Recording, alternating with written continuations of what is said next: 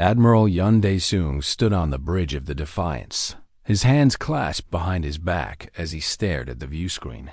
40,000 enemy ships filled the darkness of space. They stretched across his vision like a sea of metal and death. Each ship was larger than anything humanity had ever built. Each one carried enough firepower to destroy a continent, and they had come to end humanity forever. "Admiral," Lieutenant Park Hannah said from her station. Her voice was steady, but Dae-sung could hear the fear underneath. "The Valkyrie flagship is hailing us." "Put it through," Dae-sung said. The viewscreen changed. A face appeared that was not human. Supreme Commander Ortho of the Valkyrie Dominion had gray skin stretched over sharp bones. His eyes were yellow with black slits, like a snake. He wore armor made of something that looked like black glass. Behind him, dozens of his officers watched with expressions of boredom. "Humans," Ortho said. His voice was deep and carried the weight of absolute confidence. "The Galactic Concord has judged your species. You have refused to surrender your homeworld for resource extraction. You have rejected every offer of relocation. You have chosen defiance over survival." Dae-sung said nothing. He simply watched. "You have 6 hours," Orthol continued. "Surrender your planet. Accept sterilization. Your species will be relocated to a reservation world where you will live out your remaining generations in peace. Refuse, and we will remove every trace of humanity from this universe. Your cities will burn. Your history will be erased. Your children will never exist." Orthol leaned forward slightly. A smile crossed his alien face. "You have 200 ships, human. We have 40,000. Your technology is primitive. Your weapons cannot penetrate our shields. You are nothing but animals with delusions of importance." He paused. "Choose wisely." The screen went dark. Silence filled the bridge. Every officer looked at their admiral. Some had tears in their eyes. Others had fists clenched in anger. All of them knew the truth. They could not win this fight. No species had ever defeated the Valkyrie Dominion. The Galactic Concord had ruled the stars for 12,000 years. They had conquered thousands of civilizations. Humanity was just another name on a very long list. Lieutenant Park Hannah broke the silence. "Admiral, what are your orders?" Dae-sung turned away from the viewscreen. He looked at his crew. These were good people. Brave people. They had families on Earth. They had children who would never grow up if this battle went wrong. They had every reason to be afraid. But they were still here. They had not run. They had not surrendered. That was what made humans special. "Lieutenant Park," Dae-sung said calmly, "open a channel to every receiver in the galaxy, every ship, every station, every planet. I want the entire Galactic Concord to hear what I am about to say."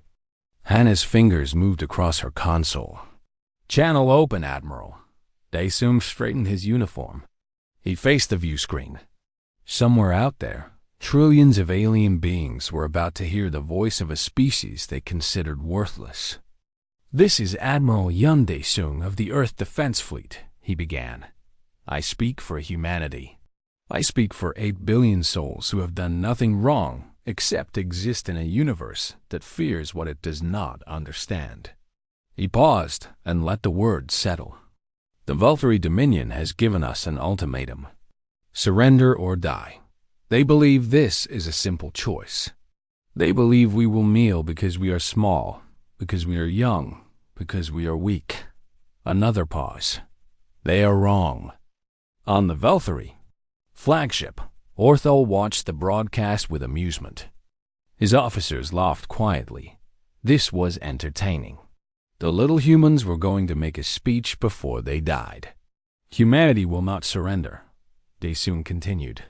"Not today, not ever.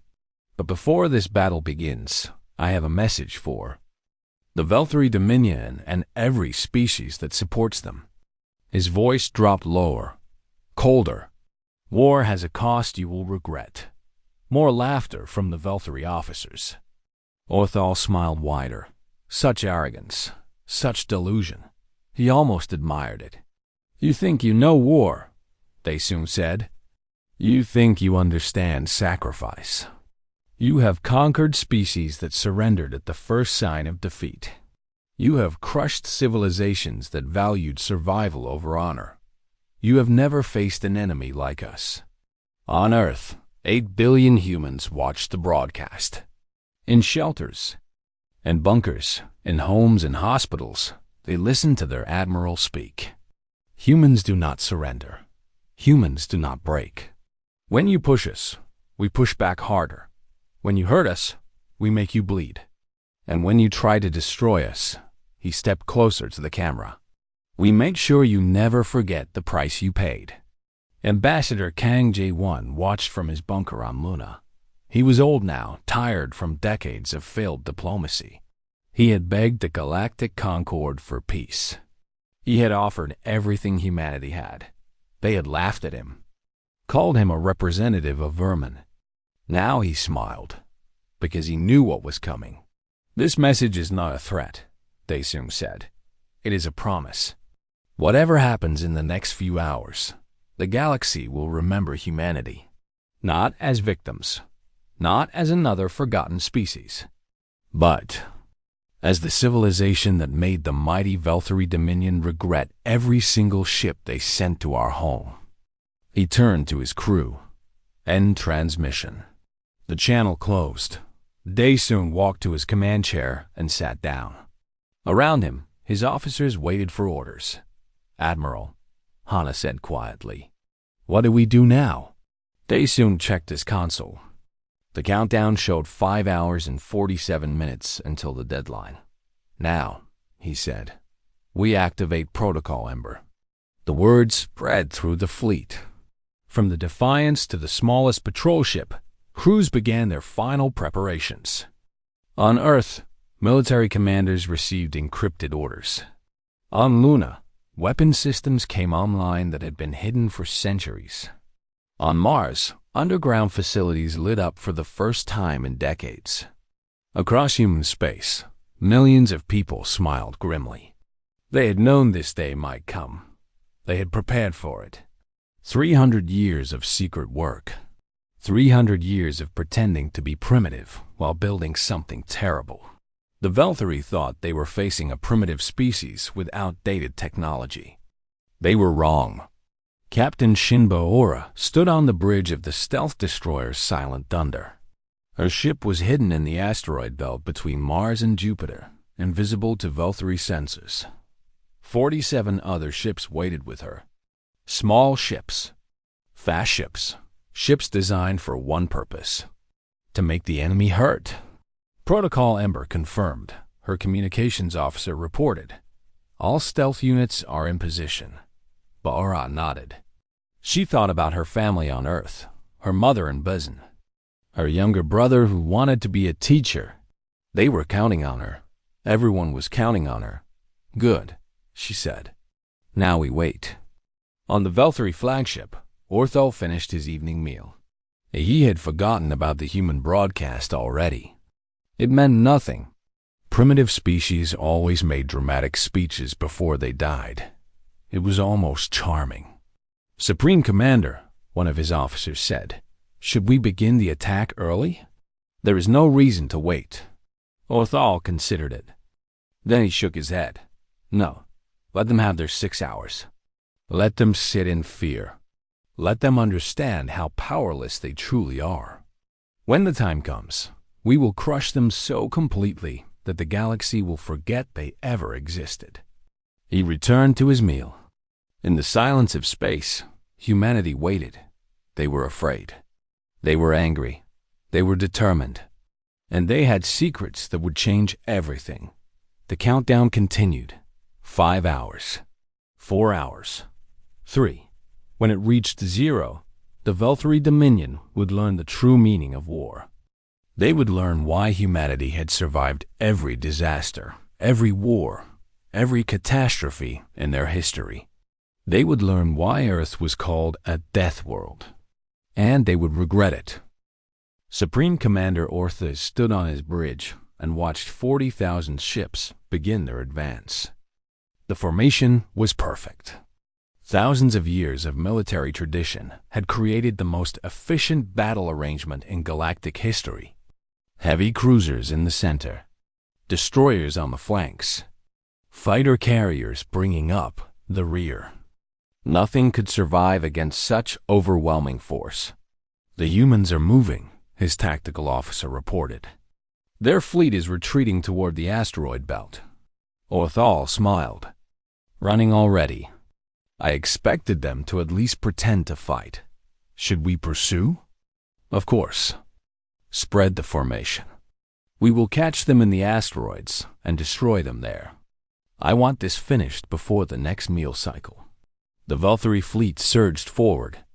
Ships that had conquered entire civilizations raced after the fleeing human vessels. Their confidence was absolute. Their victory was certain. They had no idea they were flying into a trap. Admiral Yun Dae-soon watched the enemy approach on his tactical display. The Valkyrie were spreading out to chase his retreating ships. "Perfect. Exactly as planned. They are entering the kill zone," Lieutenant Park Hana reported. "Enemy formation is dispersed. Gaps are forming between their squadrons." Dae-soon nodded. "Signal Captain Shin. Begin Phase 1. Deep in the asteroid belt, Captain Shin Baeora received the order. She had been waiting for hours in complete darkness. Her ship, the Silent Thunder, was invisible to every sensor the Valkyrie possessed. 47 other stealth destroyers waited with her, hidden among the rocks. "All units," Baeora said quietly. "Weapons free." The stealth destroyers emerged from the asteroids like ghosts. They moved in perfect silence, approaching the Valkyrie fleet from angles that no sensor was watching. On the Silent Thunder, Chief Engineer Moon Taeho made final adjustments to the weapon systems. Taeho was 73 years old. He had spent his entire life building this moment. When he was young, humanity had discovered a crashed alien ship. They had studied it in secret. They had learned things the Galactic Concord never wanted anyone to know. "Weapons charged," Taeho announced. "Dimensional frequency locked." Baeora took a deep breath. Fire. 48 ships fired simultaneously. The weapons they used made no sound and created no flash. They simply sent pulses of energy that targeted something invisible to normal sensors. The dimensional frequency. Every piece of technology in the Galactic Concord operated on the same fundamental system. Their shields, their engines, their weapons, their life support. Everything was connected to a dimensional network that had been built thousands of years ago. It was supposed to be unhackable, unbreakable, perfect. Humanity had found its weakness. The first Valkyrie ship died without warning. One moment, it was flying at full power. The next moment, every system on board failed simultaneously. The ship went dark. Its shields collapsed. Its engines exploded. 3,000 crew members died before they could understand what was happening. Then another ship died. And another. And another. On the Valkyrie flagship, alarms screamed. "Report!" Orthal shouted. "What is happening?" "We are losing ships," his tactical officer yelled back. "Catastrophic system failures across the entire fleet.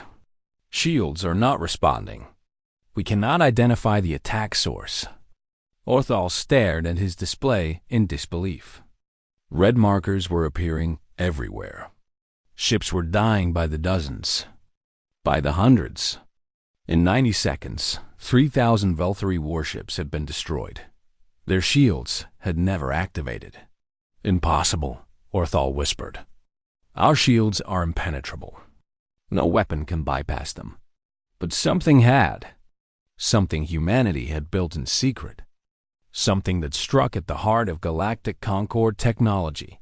On the Silent Thunder, Captain Shin Baeora watched the destruction with grim satisfaction. It was working. 300 years of preparation. Decades of her own life dedicated to this moment. And it was working. "Stealth units, fall back to secondary positions," she ordered. "Do not engage directly. Hit and fade. Make them bleed." Chief Engineer Moon Taho stood beside her. His old face was tired but proud. "How did we figure it out?" Biora asked him quietly. "The dimensional frequency. How did we find their weakness?" Taho smiled sadly. "When I was young, we captured a Valkyrie scout ship that crashed on Mars. The pilot was still alive. He laughed at us, called us primitives, said we could study his ship for 1,000 years and never understand it." He paused. "He was wrong. We found a flaw in the dimensional network. A frequency that, if disrupted, causes catastrophic feedback in any connected system. The Concord built their entire civilization on this network. They never imagined anyone would discover how to break it. Why didn't they fix it?" Ba'ar asked. "Because they would have to rebuild everything. Every ship, every station, every city. It would take 10,000 years and cost more than any empire could afford." Taho shook his head.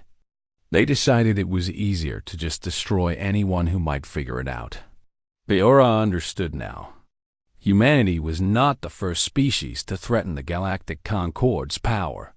They were just the first species to survive long enough to use what they learned.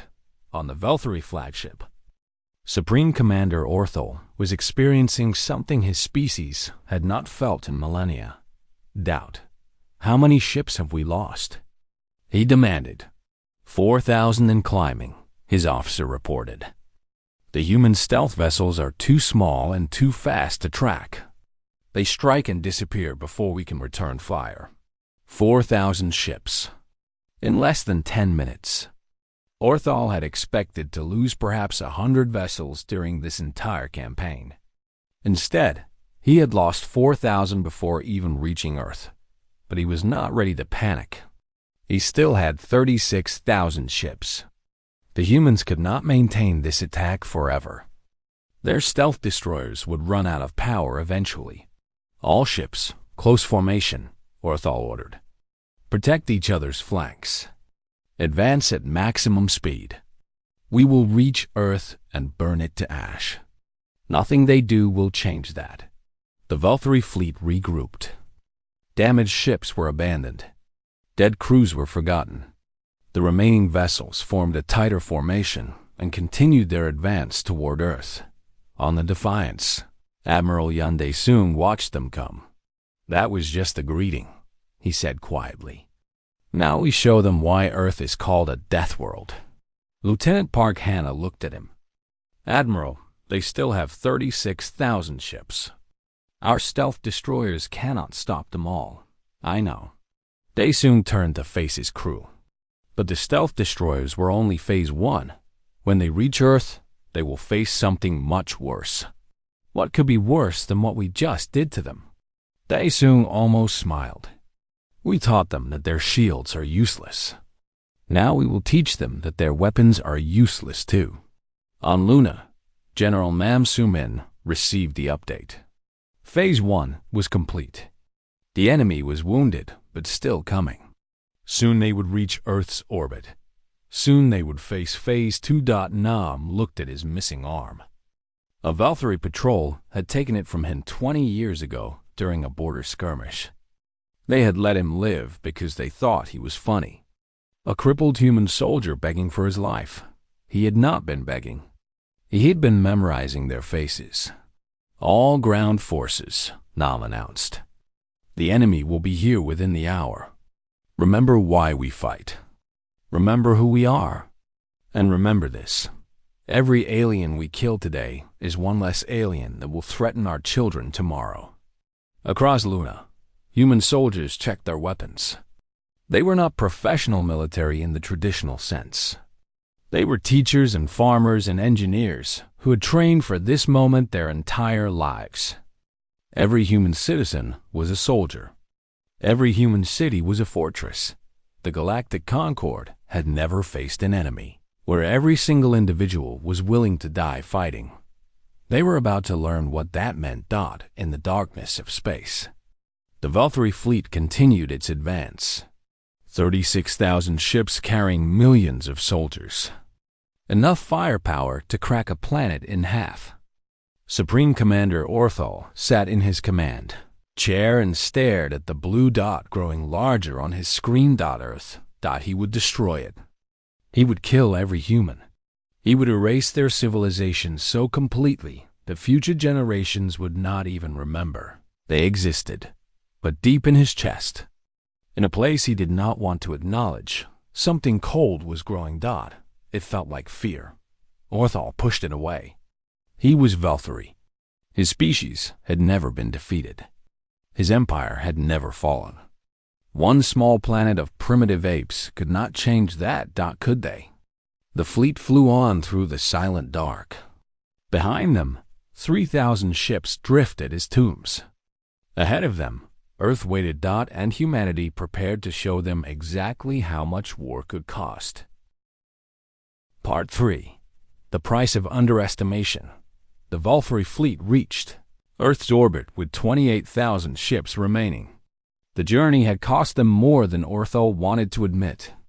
Human stealth destroyers had harassed them every step of the way, picking off isolated vessels and disappearing before retaliation could arrive.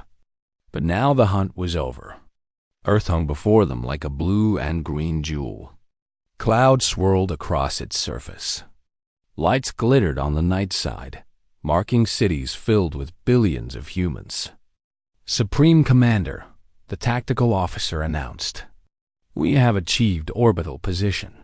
All weapons are ready." Orthal stood from his chair. This was the moment he had waited for. The moment he would prove that humanity was nothing special. Just another primitive species that dared to challenge the galactic concord. "Begin orbital bombardment," he ordered. "Target their military installations first, then their population centers. Leave nothing alive." Thousands of Valkyrie ships aimed their weapons at Earth. Plasma cannons charged. Missile tubes opened. The combined firepower could glass the entire planet in less than an hour. They fired. And then something impossible happened. The weapons stopped in mid-flight. Plasma bolts froze in space. Missiles reversed direction. For one terrible moment, Orthal watched his own fleet's firepower hang motionless above Earth like a frozen waterfall of destruction. Then everything came back at them. Ships exploded across the Valkyrie formation. Their own plasma bolts tore through their own hulls.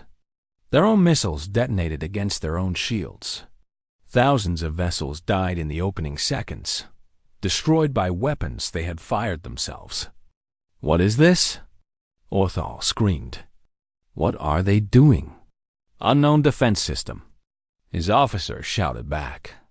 "Some kind of gravity manipulation. They are redirecting our attacks."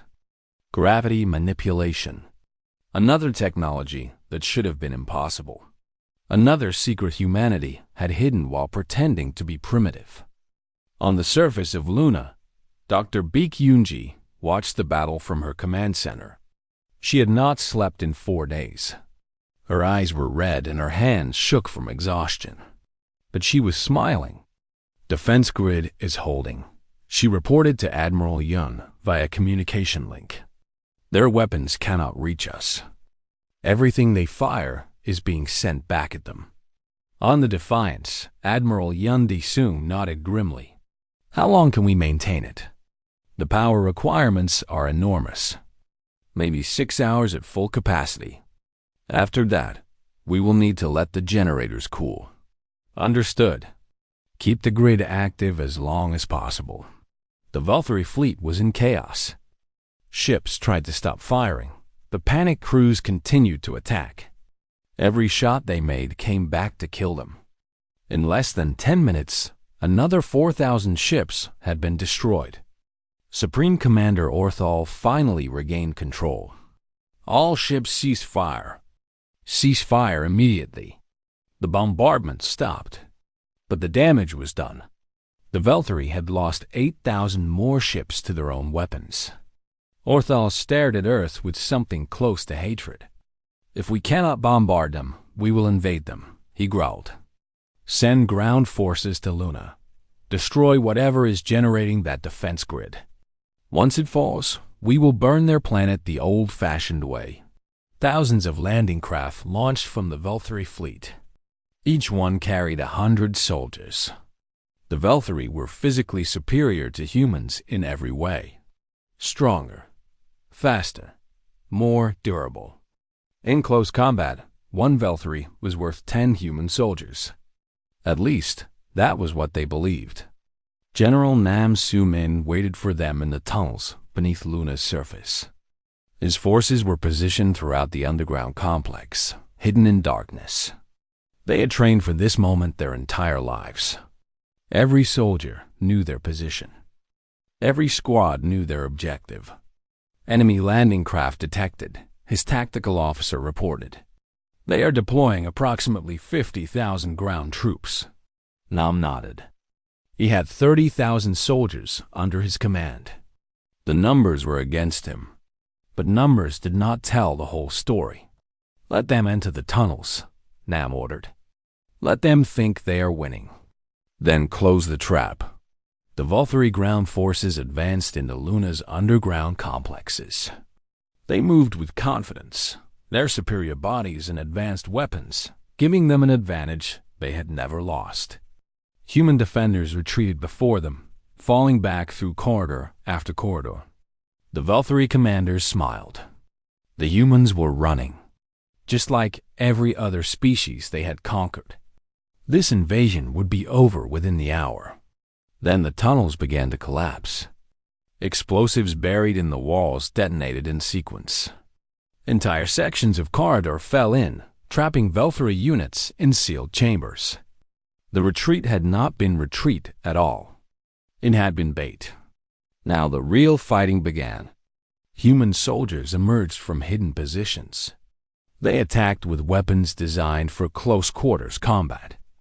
Shotguns that fired fragmenting rounds. Blades made of material that could cut through Velthari armor.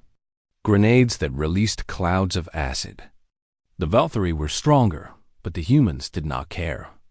They fought with a ferocity that shocked their enemies. Wounded soldiers continued fighting. Dying soldiers detonated explosives strapped to their bodies. Soldiers who ran out of ammunition attacked with knives and bare hands. A Velthari squad leader named Keth watched a human soldier crawl toward him with both legs blown off. The human was bleeding badly. He would be dead in minutes. But he kept crawling, a grenade clutched in his remaining hand. "Why?" Keth demanded. "Why do you not stop? You are already dead." The human looked up at him. He was young, maybe 20 years old. Blood covered his face, but his eyes were clear. "Because," the human whispered, "you hurt my family." He pulled the pin. The explosion killed Keth and 7 other Velthari soldiers. The human died with them. But he died smiling. General Nam received reports from across the battlefield. His forces were taking heavy casualties. For every Velthari they killed, they lost 3 humans. But the Velthari were not prepared for enemies who refused to surrender. They were not prepared for soldiers who treated death as acceptable. A human sergeant named Teo Minho led his squad into a Velthari command walker. The machine was huge, a walking fortress that controlled enemy forces across an entire sector. Minho knew he could not destroy it from outside, so he went inside. His squad died getting him to the entry hatch. He climbed alone through maintenance corridors, killing every Velthari he encountered. When he reached the control center, he was bleeding from a dozen wounds. His left eye was gone. His ribs were broken. The Velthari commander inside the walker stared at him in disbelief. "What are you?" the commander asked. Minho activated the bomb he carried. "Human." The explosion destroyed the command walker and killed 200 Velthari troops in the surrounding area.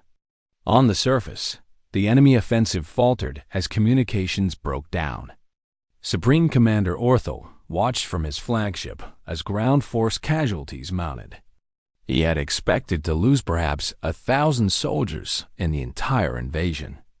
Instead, he had lost 15,000 in the first hour alone.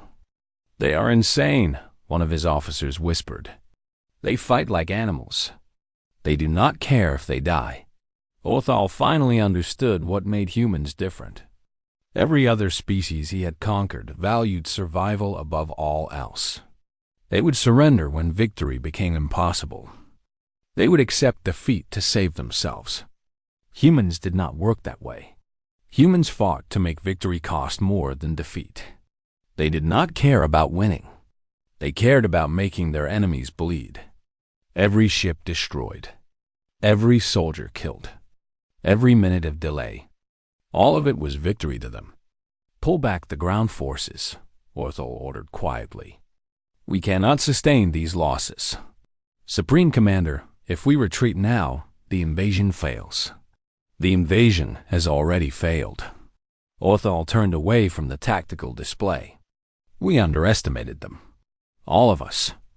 The entire Galactic Concord underestimated what these creatures are willing to do." The surviving Velthari ground forces withdrew to their landing craft. They left behind 20,000 dead. The humans had lost nearly as many, but their objective was achieved. The defense grid remained intact. Earth remained protected. On the Defiance, Admiral Yun Dae-sung received the news. He felt no joy, only exhaustion and grief. So many good people had died today. So many families had been destroyed. Lieutenant Park Hannah approached him quietly. "Admiral, Dr. Beek reports that Project Prometheus is ready. She's asking for authorization." Dae-sung closed his eyes. He had hoped it would not come to this.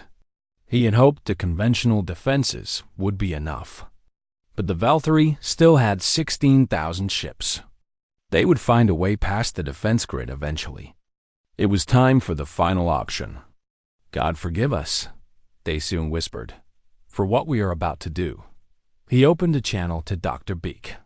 "Authorization granted. Prepare Project Prometheus for activation."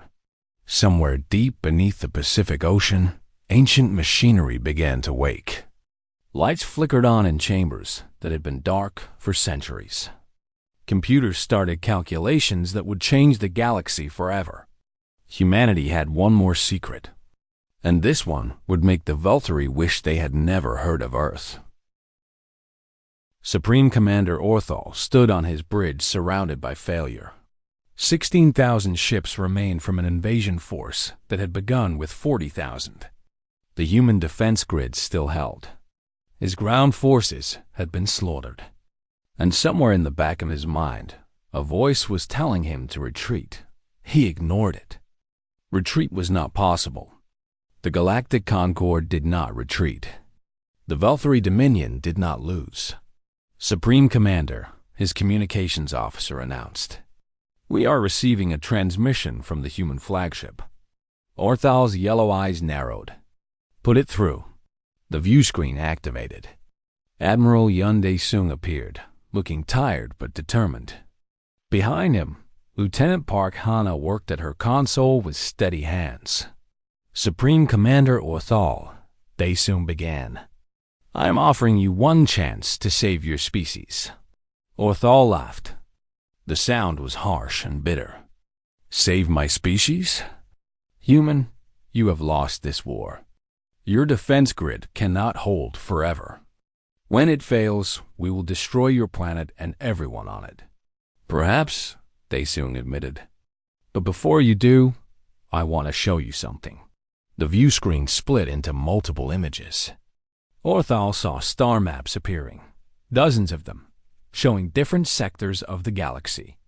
Each map had a red marker on it. Each marker was positioned near a planet. "Do you recognize these worlds?" Dae-sung asked. Orthal studied the maps. His blood ran cold. The red markers were positioned near Velthari homeworlds. near the capital planets of every species that had voted for humanity's destruction, near the heart of the Galactic Concord itself. What is this? Orthal demanded. 300 years ago, humanity realized we might face extinction.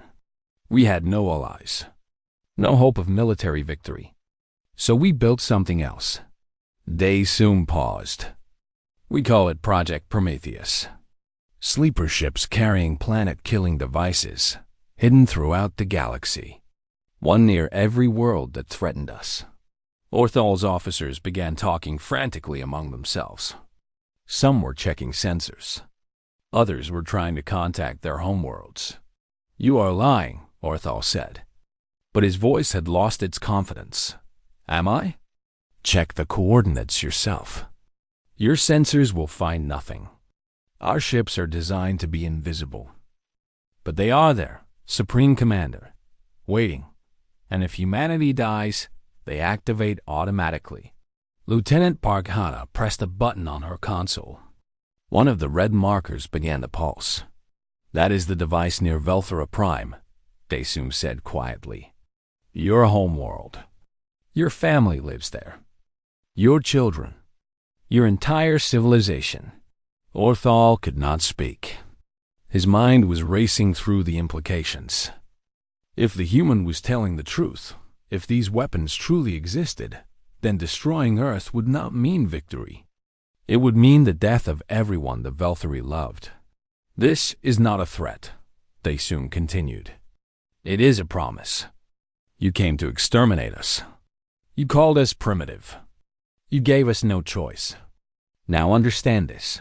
If humanity dies, we do not die alone." On Luna, Ambassador Kang J1 received the signal. It was time for his part. He had spent decades begging the Galactic Concord for peace. They had laughed at him, spat on him, treated him like an animal. Now he would speak to them one final time. "Citizens of the Galactic Concord," J1 began, his voice broadcast to every receiver in known space. "Humanity sends you this message. We did not want war. We begged for peace. We offered friendship.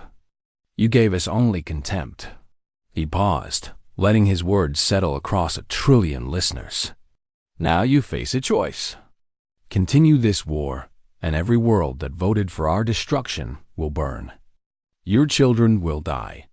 Your civilizations will end. Not because we want this, but because you gave us no other option. This is what extinction looks like. This is the cost of war with humanity." On SciFiPrime, billions of Velthari civilians watched the broadcast in horror. On a dozen other worlds, species that had happily voted for humanity's destruction suddenly realized what that vote might cost them. The Galactic Concord's communication networks exploded with panic. Representatives from 27 species demanded immediate contact with the Velthari fleet. They demanded explanations. They demanded that the war stop immediately. Supreme Commander Orthal received message after message from the Concord leadership. The words blurred together. "Cease fire, withdraw, negotiate. Stop this madness before it destroys us all." He looked at his tactical display. 16,000 ships. Enough firepower to destroy Earth 10 times over. But it did not matter anymore. Victory had become impossible the moment he learned about Project Prometheus. If he destroyed Earth, his homeworld died. If he retreated, his career was over. Either way, he had lost. On the Defiance, Lieutenant Park Hana watched the Velthari fleet with growing hope. "Admiral, they are not firing. Their weapons are powered down." They soon nodded slowly. "They are deciding what to do. This is the moment that determines whether humanity survives." Hannah looked at him carefully. She had served under Daesung for 5 years. She had never seen him look so tired. "Admiral, may I ask you something?" "Of course. Would we really do it? Would we really destroy their worlds?" Daesung was quiet for a long moment. When he spoke, his voice was heavy with grief. I hope we never have to find out. Project Prometheus was built to be a deterrent, not a weapon. We wanted them to know that war with humanity has a cost they cannot afford. Whether we would actually push the button, he shook his head. Some questions should never need answers. Hannah understood. The threat itself was the weapon. As long as the Galactic Concord believed humanity would follow through, they would never test it. I have received a response, Daesung announced suddenly. His expression changed. Something that might have been relief crossed his features. The Galactic Concord has agreed to negotiate. They are ordering the Velthary fleet to stand down. Cheers erupted across the Defiance. Officers hugged each other. Some cried openly. After hours of death and destruction, they had won. Humanity had survived, but Orthol had one final message to deliver. "Human Admiral," he said, his face appearing on the view screen one last time. "I want you to understand something. You have not won this war. You have simply made it too expensive to finish. The Galactic Concord will remember what you have done. We will watch you. We will wait. And someday, when your weapons are gone and your secrets are discovered, we will return." Daesung met his gaze steadily. "Then remember this as well, Supreme Commander. We are not going anywhere. Humanity will still be here when your grandchildren's grandchildren are dust. And we will still have weapons you have never imagined. Come back whenever you want. The result will be the same." Orthol cut the transmission. On his bridge, the Velthary officers began powering down their weapons. The invasion was over. But as Orthol gave the orders, he noticed one of his captains behaving strangely. Captain Morath was a hardliner, a fanatic who believed in Velthary supremacy above all else. Morath was not powering down his weapons.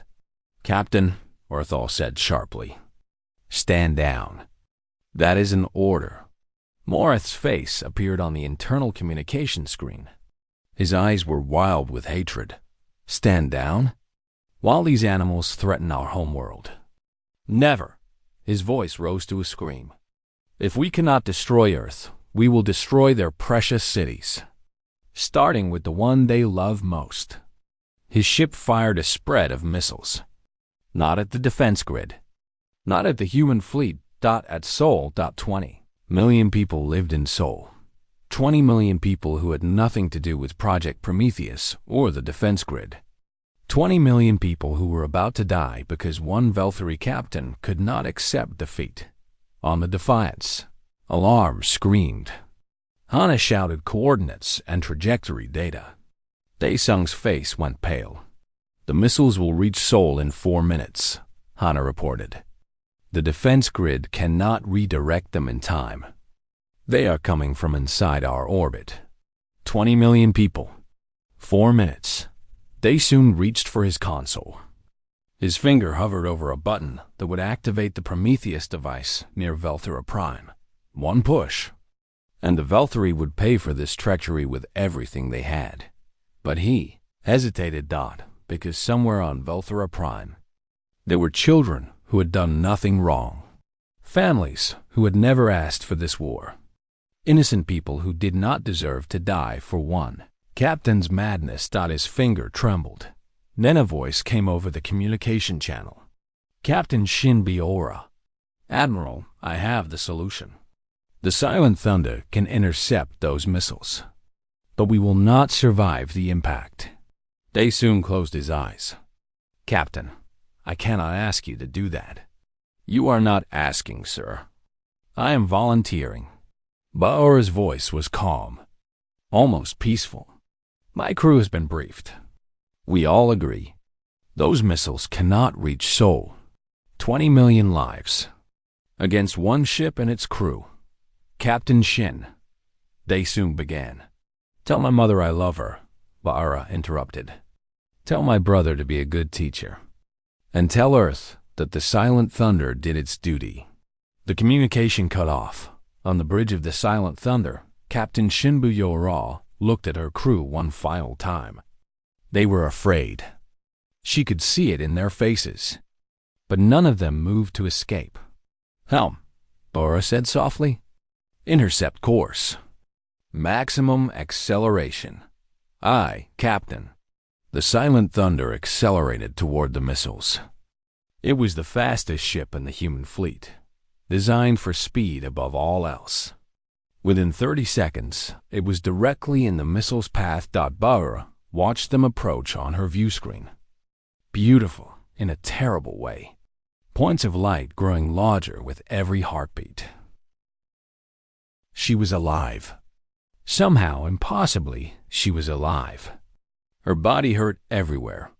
Burns covered her arms. Her vision was blurred, but her heart was beating and air was filling her lungs. "Captain?" A weak voice called from nearby. Her helmsman, Kim Jun-seo, was strapped into the seat beside her. Blood covered his face, but he was breathing. Did we make it? Did we stop them? Bora tried to remember. The missiles. The collision. The order to eject at the last possible second. Everything after that was darkness. "I think so," she whispered. "I think Seoul is safe." A rescue ship found them 3 hours later. They were the only survivors from the Silent Thunder. 47 crew members had given their lives. Bora had ordered them to escape pods at the last moment, but most had refused to leave their stations. They had died making sure the missiles were completely destroyed. When the rescue ship's medics reached Bora, she was unconscious. They found her clutching a photo of her family, her mother in Busan, her younger brother who wanted to be a teacher. She had kept her promise to them. On the Valkyrie flagship, Supreme Commander Orthol dealt with Captain Moreth's betrayal. The rogue captain had been killed when human defense platforms destroyed his ship seconds after his missile launch. His crew had died with him. Orthol felt no grief for them. They had nearly destroyed everything by attacking after the ceasefire. Supreme Commander, his first officer, reported, "The Galactic Concord has confirmed the negotiation terms. We are ordered to return home immediately." Orthol nodded slowly. His invasion force had been reduced to 15,000 ships. More than 60% losses against a single planet. His career was finished. His reputation was ruined. But none of that mattered compared to what he had learned. Humans were not animals. They were not primitives. They were something far more dangerous. They were survivors. Admiral Yoon Dae-sung did something no human had ever done. He boarded an alien warship alone. The shuttle bay of the Valkyrie flagship was vast and cold. 100 armed guards watched as Dae-sung walked toward Orthol. Both leaders had agreed to this meeting. Both understood that something important needed to be said. Dae-sung stopped 5 meters from Orthol. The Valkyrie towered over him, but size meant nothing today. "I came to deliver a message," Dae-sung said. "In person, so there would be no misunderstanding." Orthol's yellow eyes studied the small human before him. "Speak. I could end your civilization with a single command." Dae-sung's voice was quiet but carried absolute certainty. "Your worlds would burn. Your children would never exist. Project Prometheus would activate, and the Valkyrie Dominion would become a memory." The guards shifted nervously. Some raised their weapons. Orthol silenced them with a gesture. "But that is not who we are," Dae-sung continued. "We built those weapons so we would never have to use them. We wanted you to understand one thing. War with humanity has a cost you will regret. Not because we are stronger than you. We are not. Not because our technology is superior. It is not." He stepped closer to Orthol. Close enough that the guards could have killed him easily. "We made you regret this war because we are willing to sacrifice everything. And because we will make sure you sacrifice everything too.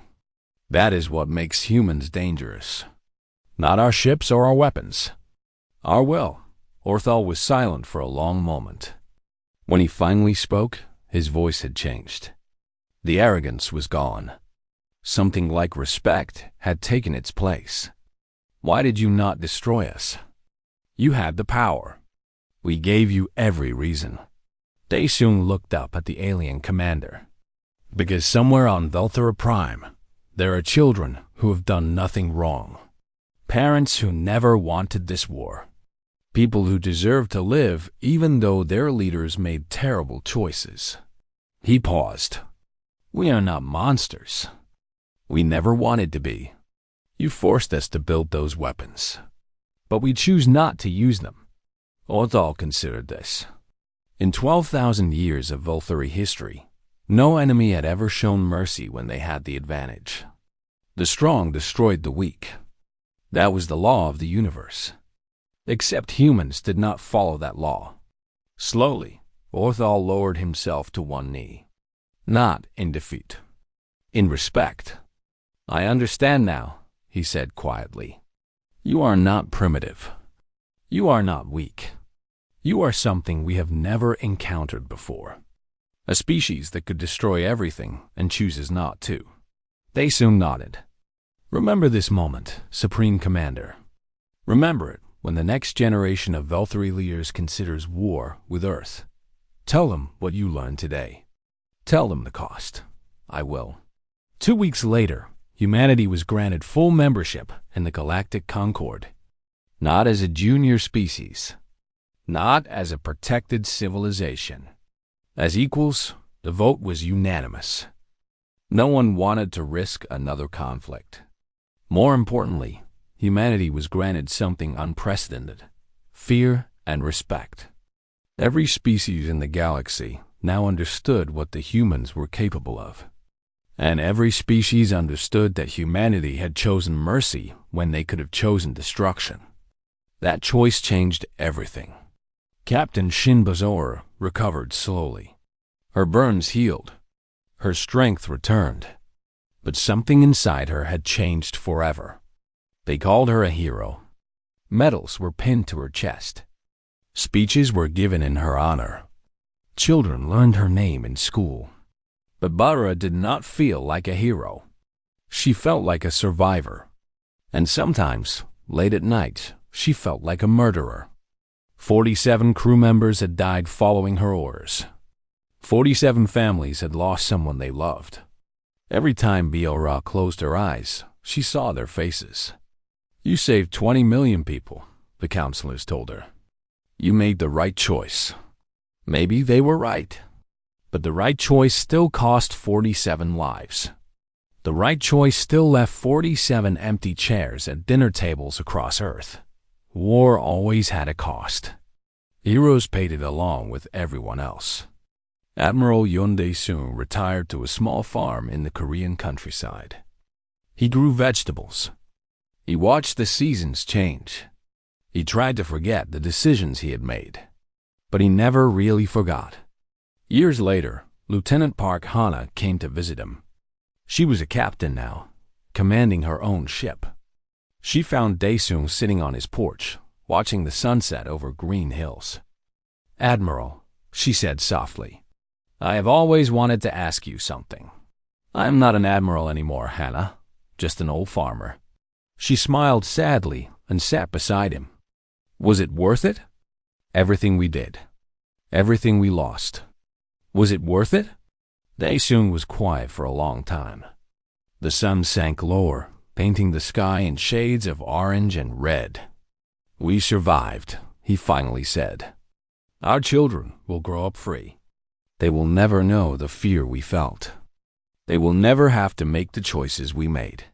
He looked down at his hands. The hands that had almost pushed a button to destroy billions of lives. But the cost, his voice cracked slightly. The cost never leaves you. Every life we took. Every sacrifice we demanded. Every terrible weapon we built. I carry all of it. Every day. Every night. Hana reached over and took his hand.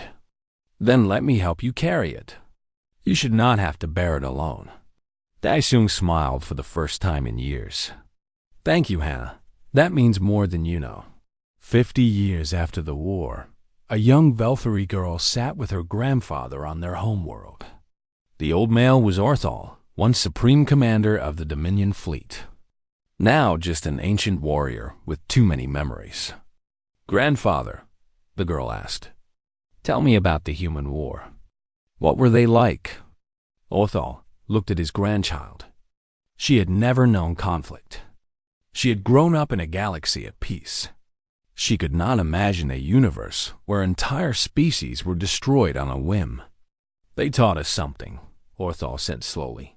"Something we forgot long ago." "What?" "Victory means nothing if it costs you your soul." He pulled the girl closer. Humans understood that. They could have destroyed us. They had every right to. But they chose mercy instead. They showed us that true strength is not about power. It is about choosing not to use it. The girl considered this. "Is that why we have peace now?" "Because the humans taught us to be better."